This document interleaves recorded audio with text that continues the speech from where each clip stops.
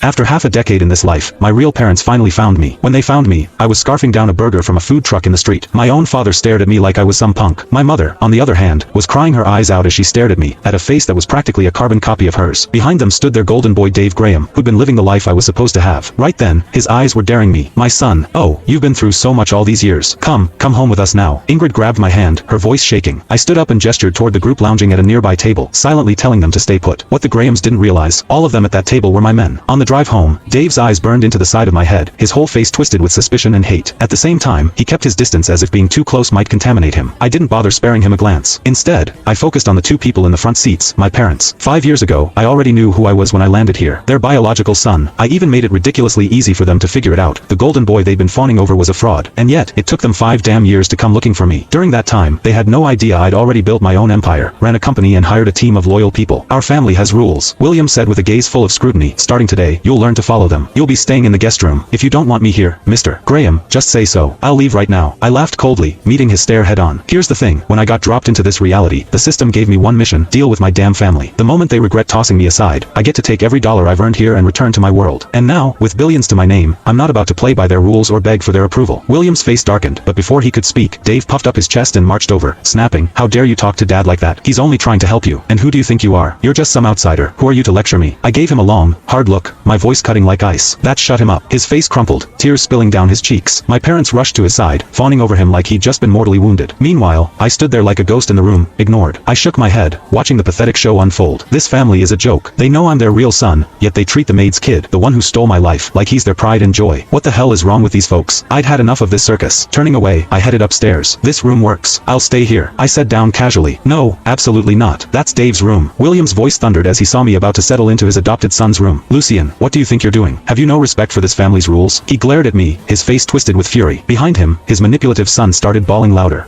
Bro, he sobbed. I know I took the life that should have been yours, so it's only fair you take that room back. The second Dave finished whining, he turned to Ingrid and William, looking as pitiful as humanly possible. They fell for his act, pouring out all their sympathy, trying to soothe him like he was a toddler. I couldn't care less about their ridiculous family drama. Without a word, I walked into the room and tossed all of Dave's stuff out into the hallway. Before William could completely lose his mind, I slammed the door shut to his face with a loud bang. The shouting started immediately, his voice full of rage on the other side of the door, but I just ignored him. Instead, I popped on my headphones and made a call. President, I just found out that there are some serious issues with G Industries. With the current strategy, are you really planning to take it over? It was my secretary reporting. I nodded and replied, I came back here out of curiosity, wanted to see what kind of people they really were. Well, turns out they're exactly what I expected. They don't give a damn about me at all. It's time. Go ahead and take down their shitty little company down. I said it with a cold tone. My secretary got straight to work as soon as I hung up. Meanwhile, the door started shaking under repeated blows. It wasn't hard to guess.